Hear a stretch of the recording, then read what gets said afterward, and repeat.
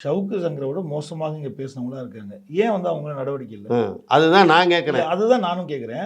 அப்ப அவங்க வந்து ஒரு சமூக ரீதியான ஒரு தேவைகளுக்காக மேபி பேசியிருக்கலாம். இப்ப ஷவுக்கு சங்கர் வந்து மக்கள் நலனுக்காகவும், இன்னைக்கு இப்ப பெண் காவலர் நலனுக்காகவும், இன்னைக்கு வந்து அவர் சுயநலம் இல்லாம, அவர் எதுவும் சம்பாதிக்காம, இவரு வந்து மக்கள் பொதுநலத்துக்காக தான் பேசினாரு. என்னன்னா டைவர்ட் பண்ணக்கூடாது நீங்க விஷயத்த.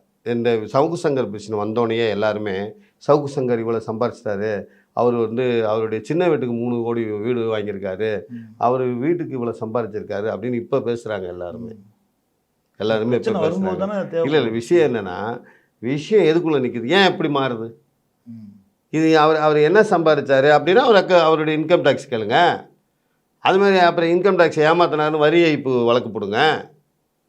அதுதானே நடக்கணும். ஆனால் இப்போ போய் ஏன் இந்த விஷயத்தை டைவர்ட் பண்ணணும்?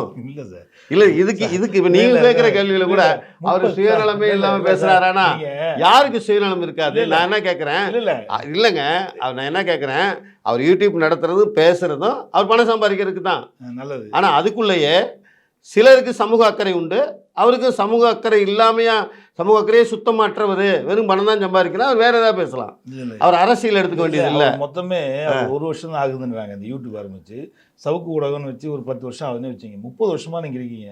நீங்கள் மொத்தமாக எவ்வளோ சம்பாதிச்சிருப்பீங்கன்னு உங்கள் மனசாட்சிக்கு உங்களுக்கு தெரியும்.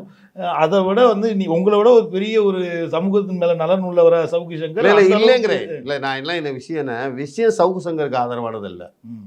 நான் பேசுகிற பேச்சு சவுக்கு சங்கருக்கு ஆதரவானது இல்லை. நான் பேசுகிற பேச்சு என்னென்னா, இன்றைக்கி அதாவது ஒரு ஹிட்லருடைய நடவடிக்கை பற்றி சொல்லுவாங்க ஜெர்மனியில். ஹிட்லர் யூதர்களை கொல்லும்போது யூதர்களை தானே கொன்றாரு, எனக்கு என்னான்ட்டு எல்லோரும் பேசாமல் இருந்தாங்க. அடுத்து ஹிட்லருடைய படை வந்து கம்யூனிஸ்ட்டுகளை கொலை பண்ணாங்க, கம்யூனிஸ்ட்டுகளை தானே கொலை பண்ணுறாங்க, எனக்கு என்னான்னு பேசாமல் இருந்தாங்க.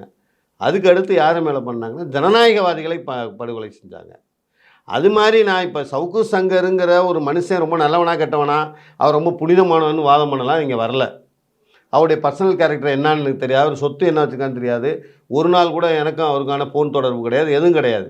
இங்கே நான் பேச வர்ற விஷயம் என்னென்னா, இந்த முறை, இந்த கையாளுகின்ற இந்த முறை என்பது ஒரு அச்சுறுத்தல். அது இப்போ இப்போது அவரை கூட்டிகிட்டு வர்றாங்க, கூப்பிட்டு வரும்போது ஒரு ஆக்சிடென்ட் நடக்குது, ஒரு பயமுறுத்தல், உள்ளே கூட்டு போகிறாங்க, அவர் கையை உடைச்சிட்டாங்கன்னு நான் சொல்லலை, ஏற்கனவே உடஞ்ச கையை திருப்பி அடிக்கிறாங்க. அதில் உடஞ்ச கையை தான் திருப்பி அடிக்கிறாங்க, திருப்பி கூட்டிகிட்டு வர்றாங்க. ஏன் ஒரு ஆண் காவலரை, பொதுவாக ஆண் கைதியை கொண்டு வரும்போது ஆண் காவலர்கள்லாம் அனுப்புவாங்க, ஆனால் பெண் காவலர்களோடு அனுப்புகிறாங்க. அவருக்கு ஒரு உச்சா வந்தால் கூட போக முடியாது, அப்படி தான் அனுப்புகிறாங்க. இந்த மாதிரியான அச்சுறுத்தல் முறை ஜனநாயக நாட்டில், அதுவும் ஊடகங்கள் மீது சரியா தப்பா அப்படின்னு வாதம் போடும்போது தான் இந்த இடத்துல நான் சொன்னேன், ஒரு கருத்தியலுக்கு எதிராக, ஒரு ஜனநாயகத்துக்கு எதிராக நடக்கக்கூடிய அடக்குமுறை முறை தப்புன்றேன். என்னுடைய வாதம் அதுதான். இங்கே சவுக்கு சங்கர் இல்லை, இந்த இடத்துல XRY யாராக இருந்தாலும் அது தப்புன்னு சொல்கிறேன். சம்பாதிச்சாருன்னா நான் வேறு மாதிரி சமூக பார்வையில், அவர் வேறு மாதிரி சமூக பார்வையில். பல யூடியூபர்ஸ் பற்றி வெளியிட்டாங்க, ஒரு குறிப்பிட்ட அரசியல் கட்சிக்கிட்ட பணம் வாங்கிக்கிட்டு அவங்க ஒர்க் பண்ணாங்க அப்படின்னு சமீப காலத்தில் முன்னாடி வந்துச்சு. ஆமாம், அவங்களாம் இன்னும் இருக்காங்க. அதுமாரி சில பேர் இருக்கலாம், இவரும் அப்படியெல்லாம் இருக்கலாம், நான் தான் இல்லைன்னு சொல்ல. அவரே இப்போ பிரசாந்த் கிஷோர் பற்றி சொல்கிறாங்க. பிரசாந்த் கிஷோர் ஒரு தடவை பிஜேபி ஆட்சிக்கு வர்றதுக்கு வேலை செஞ்சார், இன்னொரு முறை இந்த பக்கம் காங்கிரஸ் கட்சிக்கு ஒரு இடத்துல போய் வேலை செஞ்சார், இன்னொரு பக்கம் இப்போ திமுகவுக்கு அவர் கூட இருந்தவர் தான் வேலை செஞ்சார். அப்போ அவங்க அதை தொழிலாக வச்சுக்கிட்டாங்க. இவங்க எல்லாருமே இந்த மாதிரியான இப்போ கட்சி தோழனை நம்புவதை விட இவங்களெல்லாம் ஏஜென்சியை நம்புகிறாங்கள, அதேமாரி யூடியூபர்ஸ் ஏஜென்சி புறப்பட்டுருக்காங்க நிறைய பேர். அதில் இவர் ஒரு ஆளாக கூட இருக்கலாம். ஆனால் நான் என்ன சொல்கிறேன், ஒரு கருத்து ரீதியாக மோதல் நடத்துங்க, கருத்து ரீதியாக பதில் சொல்லுங்கள். அல்லது சட்டப்பூர்வமான நடவடிக்கைங்கிறதுக்கு இல்லீகல் கைது, அதேமாரி கூடுதலாக இப்போ உதாரணத்துக்கு யாரை கைது செஞ்சாலும் இந்த ஸ்டைலே தப்பு. கஞ்சா வச்சு கைது பண்ணுற முறை இப்போ தொடரல, உங்களுக்கும் தெரியணும். இல்லை செரினான்ற ஒரு பொண்ணு மேலே வந்துச்சு, செரினாங்கிற ஒரு பொண்ணு மேலே வந்துச்சு. செரினா வந்து ஒருத்தருக்கு வேண்டியவராக இருக்கிற வரைக்கும், அவங்களுக்கு வேண்டியவராக இருக்கிற வரைக்கும் அவங்க நல்லவங்களாக இருந்தாங்க. அவங்க ஒரு உச்சமான அதிகாரத்தில் இருக்கும்போது அவருடைய கணவர் செரினாவோட தொடர்பு இருக்காருங்கிறதுக்காக செரினா கிட்ட கஞ்சா வச்சாங்க. அந்த வழக்கு வேற மாதிரி. என்ன இல்லை, எதுக்கு சொல்ல வரேன்னா, இந்த கஞ்சா பயன்படுத்துறதாகவே சொல்லப்படுது. இல்லை என்ன விஷயம்னா, பயன்படுத்துறான்னா இவ்வளோ நாளுக்கு சவுக்கு சங்கருக்கு கஞ்சா எப்படி கிடச்சிச்சு?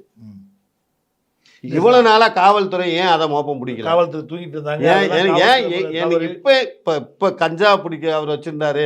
இப்போ அவர் யோகியர் கஞ்சாவே குடிக்கலன்னா எனக்கு தெரியாது. அவர் கஞ்சா வச்சிருந்தாரா, விற்பனையாளரா, கஞ்சா குடிச்சாரா, குடிக்கலையா, அது கூட இருந்தவங்க குடிச்சாங்களா, அது எங்கேருந்து வருது?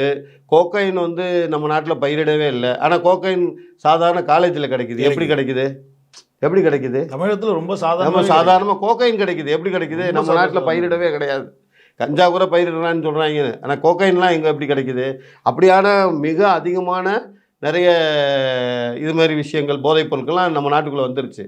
இன்னும் சுருக்கமாக ஒரே வார்த்தை சொல்லணுன்னா, எப்போ வந்து துறைமுகங்கள் தனியார் மயமாச்சோ அப்போ இதெல்லாம் தாராளமாக வெளியிலேருந்து வருது. கண்டிப்பா. இதுக்கெல்லாம் பாஸ் யார், யார் யாருக்கு வேண்டியவங்க, இதெல்லாம் தெரியாது. அதே மாதிரி தான் சவுக்கு சங்கர் கஞ்சா வச்சுருந்தாரா, குடித்தாரா, போனாராங்கிறதுக்குள்ளேயே நான் வரல. ஆனால் ஒரு கஞ்சா வழக்கு போட்டால் அந்த கேஸு ஸ்ட்ராங் ஆகும் அப்படிங்கிறதுக்காக போலீஸ் கையாளக்கூடிய ஒரு வெப்பன்ஸாக இந்த இது இருக்குது கஞ்சா.